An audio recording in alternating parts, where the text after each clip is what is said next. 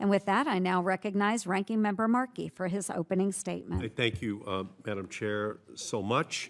And we're here to talk about small business manufacturers, which contribute to our local economies and provide well-paying jobs for American workers.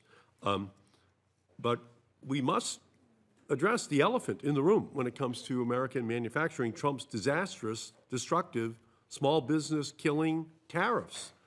The Boston Globe on Friday, just 5 days ago. The headline is Massachusetts Port Authority. That's the entry point for New England. They expect shipping volume in June to decrease by 35% compared to last year. That's in June. And we do know this, when there's a 35% decline in those containers coming in, that's the trade.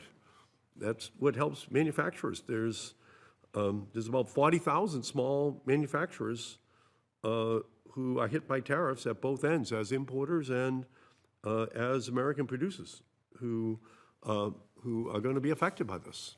And they're the most vulnerable. Those aren't the big companies. Those are the little companies. They just live month to month.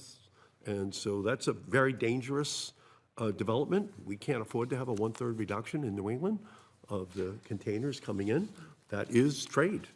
And the biggest issue for small businesses, whether they are manufacturers or clothing shops or restaurants or hardware stores, is the uncertainty caused by Trump's roller coaster tariff policy. Over the past month, the mood on Main Street has soured. Small business owners planning to hire new employees has fallen to a 4-year low as sales decline and the future remains uncertain. And unlike large corporations, small businesses cannot absorb tariff costs and ride out the storm, even as the vast majority of small businesses are seeing massive tariff-induced cost hikes. This administration is offering exemptions for billion-dollar corporations. If you can get a dinner invitation to Mar-a-Lago, like the heads of Apple and Google, you can secure an exemption for your industry. But no small businesses receive support from this administration on how to navigate these constant policy changes. And meanwhile, these tariffs are destroying the small manufacturing growth we saw during the Biden administration. In fact, the Biden Small Business Administration made more than $10 billion in loans to small manufacturing, contributing to 775,000 new manufacturing jobs. President Trump likes to play the hero, but in his first term, his SBA made $2 billion less in small manufacturing loans than the Biden administration, and they lost 200,000 manufacturing jobs. And now, in his second term, he is hitting small manufacturers where it hurts. The cost of building a factory is skyrocketing because of the tariffs. The Trump tariffs are not a recipe for a manufacturing boom. They are a recipe for manufacturing doom. My witness today, who makes guitar pedals in Akron, Ohio, did not have the opportunity to dine with the president at Mar-a-Lago. Now she is unsure if her small manufacturing business will survive the uncertainty and crushing cost increases unleashed when the president began his trade war on Main Street, turning Main Street into Pain Street. They are the ones who are feeling this most adversely. President Trump has kneecapped small businesses that build high-quality products here in the United States because of his naive and misguided vision of how supply chains work. With very few exceptions, American companies that build here must rely, at least to some extent, on components made elsewhere.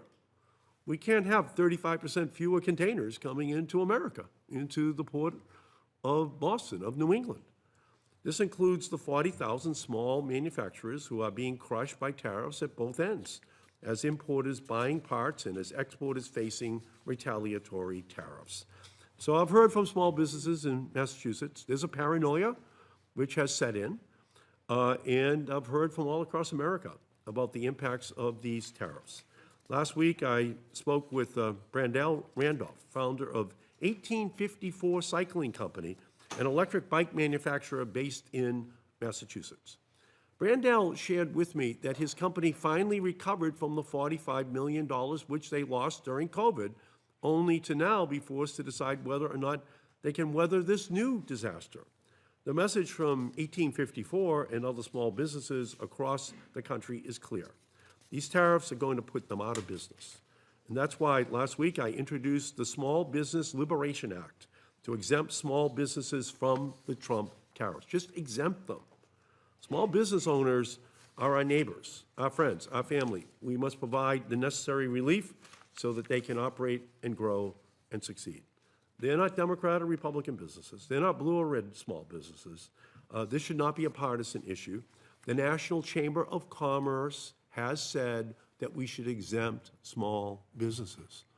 I'm with the National Chamber of Commerce. They're speaking for every Chamber of Commerce all across the country. Exempt small businesses from the tariffs. I've introduced the legislation. We should try to find a way to expedite its passage on the floor of the Senate. I thank you, Madam Chair.